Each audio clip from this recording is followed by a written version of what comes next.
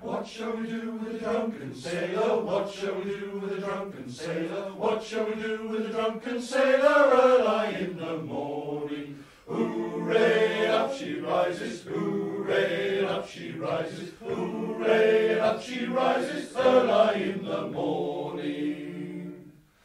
Putting a romper till he's sober. Pidley is a fantastic little village, lovely community, and we are, as we like to call it, Pidley-cum-Fenton, we are one, and we talk on the same song sheet. The day I arrived here, I thought I'd landed in heaven. It's great. I like it. It's a very quirky village. I mean, any village in the Fens that has a mountain rescue team, there's got to be something special. The hottest thing at the moment with the parish council is control of traffic. We need something to slow people down. The traffic along this main road is very fast and nobody takes notice of the signs.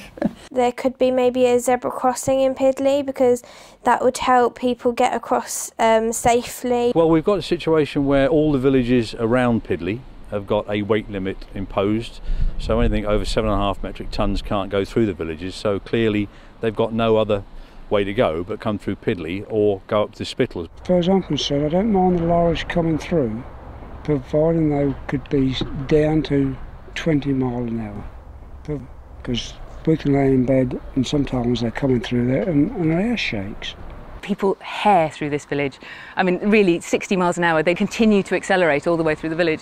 Even the constabulary accept that Pidley probably has the worst speeding problem of any village in the county. A friend of mine actually saw an old lady trying to cross the road, and she was stuck. She couldn't cross the road, and she actually had to walk into the road, into the traffic, stop the traffic, so that this lady could cross the road. If my kids were crossing that road now, at 11 or 12 years old, I would be terrified. At the moment, as you probably appreciate, down many of our roads here in Pidley and the Pidley-cum-Fenton, of course, there's no sidewalks, they're just soil. It's a bit inconsistent, really. The paving, you know, it'll start and then it'll stop, and that's okay for me, but for children or for older people or people with pushchairs, it's pretty dangerous, really. There's lots of pavements needed in Pidley, and most people in the village would love a pavement to Somersham. There is nothing for the children in the village at all. We have to go to Somersham for brownies, we have to go to Somersham for school, you have to go to Somersham for football. It would be great, it would be really, really great if we could get a cycle path down the hill. And that, in my mind, would be the wish list, so we can get bicycles and foot passengers actually on those footpaths and off the road. I mean, I'm talking about runners as well as people with horses, joggers, the whole shebang. It's a country village, and that's what happens. There is a need for a footpath, but the £100,000 or £200,000 that the county council want to charge to put a footpath in is over the top. If the parish council were allowed to construct it with a contractor that has got all the various licences to work in highways, and the parish construct the footpath themselves as not a tarmac footpath, but as a footpath, a hard standing footpath, that loads and loads of footpaths around the county that are in existence, it would get done, and the parish would quite like to do it, and there's plenty of volunteers willing to do that. Somersham are in the same agreement. They've done quite a lot of their footpaths 5-10 years ago in this way, and they get done. You can go and do the whole footpath for £5,000 with some volunteers, and it's there, and it makes it a lot safer for everybody else. Where that £165,000 got to go, I don't know, but this is obviously what is wrong in these areas where people are trying to get involved in the community and they're not being allowed to because of silly rules and regulations. Either help us pay for it or let us do it ourselves. My view is I would like no more building in the village. Probably like to think we've got enough. We've got 340 people, I think, live in Pidley at the moment. We need new blood in the village to keep it going. The village school closed because there weren't enough people living here. The post office closed because there weren't enough people here.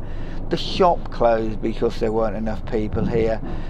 Probably, as a villager, I could see no real reason why a shop shouldn't happen in Pidley. It'd probably make more sense. We were for a shop in the village and we got turned down. Now, I thought it was a very strange decision because they're trying to make the village grow, and with the carbon footprint and that sort of thing, it would have saved a lot of miles and a lot of petrol from people just going to get newspapers and daily things like bread and milk.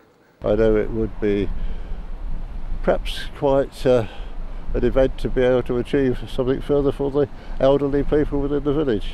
They could probably have a few more bungalows for the elderly, which would free up some of the 3-bedroom houses. I'm coping, but I don't know how long for. My mother's very much struggling to get upstairs, and she finds it more and more difficult to cope with the house that she's in. And I would love her to go into a bungalow, but she said, well, I'm not leaving the village. You know, her village is her life. But in terms of completely new build housing for people who need housing, I am generally pro it. I don't want to be a NIMBY. The most important thing I think this village needs is a park. It needs a park or a playground or somewhere where children can meet. An outdoor space is important. It would be great to see an indoor space they could use as well, because it's not always the nicest weather. There's not much for me to do except from things that I do at home. There's nowhere really for me to go. The kids do need somewhere to kick a ball about that's safe for them off the road, and they do need somewhere to sit and meet. Anybody in this village over 60 does not want a park, does not want a play shelter. That's a fairly sore point, because obviously they need somewhere to actually go and meet, and where we're standing next to the village hall would make a fantastic location for them. And I know there are inroads at the moment for some children themselves to actually try and get that off the ground and get people to realise that we do need somewhere to play. For the youngsters, there's not so many as there used to be. A little play area would be handy. It would just be good for them to have a meeting place, and I think it would be a good opportunity for young mothers in the village that maybe don't know anyone, if they've got preschool children, to just go to the park and arrange to meet a friend from the village or take their friends to the park, and they can chat and get to know each other while the children play. These kids live out in the country, and it's just nice to have a covered area and know that they've got the backup of warmth behind us in the village hall that's open to all our children and adults alike. They want somewhere they just could meet, not standing on the bus shelter. The key people to make this happen are the parish council. And at the council meeting I did say, and I've said it before, that if there was a park, I think it should be gated. So I do think if it was closed at night and opened in the morning, that wouldn't be an issue. What we do really need, the committee for the social club and the village hall, we're all getting on a bit now. We need younger people to come through to say, yeah, we do need a park, but these people need to take the action. We can't do it, we're too old. We've got great kids in this village. There's no element, and I think they deserve to have a space where they can go and just be kids. We've got a fantastic village here. I don't think there's anybody in the village that doesn't actually come and use the village hall at some stage. The management committee that run it have looked after it, done an extremely good job. I think nobody's got any complaints how the village hall is being. I think they're doing a fantastic job, and it's, like most things, it's down to a few individuals that dedicate their life. If anybody walks into this place and say hello, that's the end of it, they're part of it. We've got pool teams, we have domino teams. As you know, we've got a choir now which use the hall every Tuesday. Before the choir we have yoga. We have bingo in the hall once a fortnight. We do monthly 1950s rock and roll nights, so it gets well used, yeah. It would be nice for all of the village to use the social club. I think there's quite a lot of new people that have moved to the village, but there isn't the opportunity to meet those people and to integrate with the core of the village, you know, the families that have lived in the village for however long. I mean, I was thinking, I don't know whether it's feasible, but when a new family moves to the village, it would be good to have some sort of welcome pack or somebody that was assigned to go and welcome them to the village. Probably social club is the wrong word, because I would like to say this is a community club. If somebody wants to have a coffee morning, there's nothing to stop them having a coffee morning. It would be in everyone's benefit if we had a play park around the village hall. It would get a new group of people used to using the area. I think it would be excellent, and it would bring two parts of the village more closely together. You've seen what we've got in our village. Could you please help us to get things that we don't have and make our village a better place for everyone?